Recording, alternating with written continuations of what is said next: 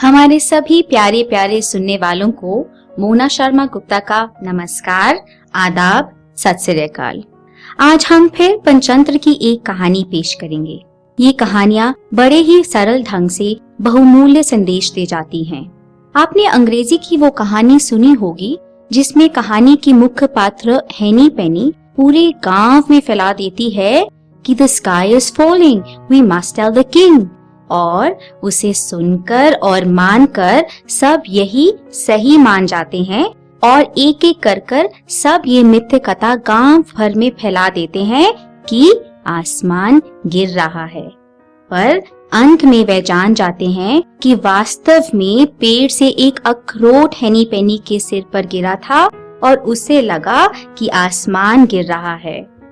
हमारी आज की पंचतंत्र की कहानी में भी एक पात्र भ्रम में पड़ जाता है और नतीजा क्या होता है, आइए सुनते हैं। एक बार एक गांव में एक ब्राह्मण रहता था। वह धार्मिक अनुष्ठान किया करता था।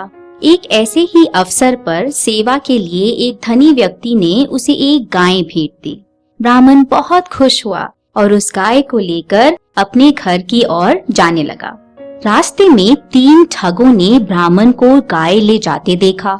उन ठगों ने ब्राह्मण से ये गाय ठगने की एक योजना बनाई। उनमें से पहले ठग ने ब्राह्मण से संपर्क किया और कहा, क्या आप धोबी हैं जो गदा खींच रहे हैं? ब्राह्मण अपने आप को धोबी समझने पर बड़ा नाराज हुआ और बात अनसुनी कर अपने घर की ओर चलने लगा। थोड़ी देर बाद दूसरे ठग ने ब्राह्मण को संपर्क किया और पूछा कि उस ब्राह्मण को एक सूअर खींचने की क्या जरूरत पड़ी। पहले गाय को गदा और अब सूअर सुनकर वह ब्राह्मण उलझन में पड़ गया, लेकिन वह वहां से भी चल पड़ा।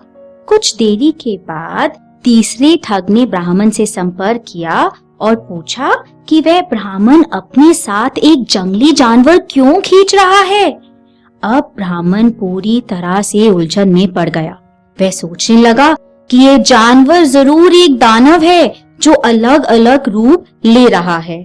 वह ब्राह्मण ये सोचकर बहुत डर गया और वह गाय वहीं छोड़कर भाग गया। उस ब्राह्मण को भागता देख वह ठग हंसने लगे और गाय को लेकर चले गए।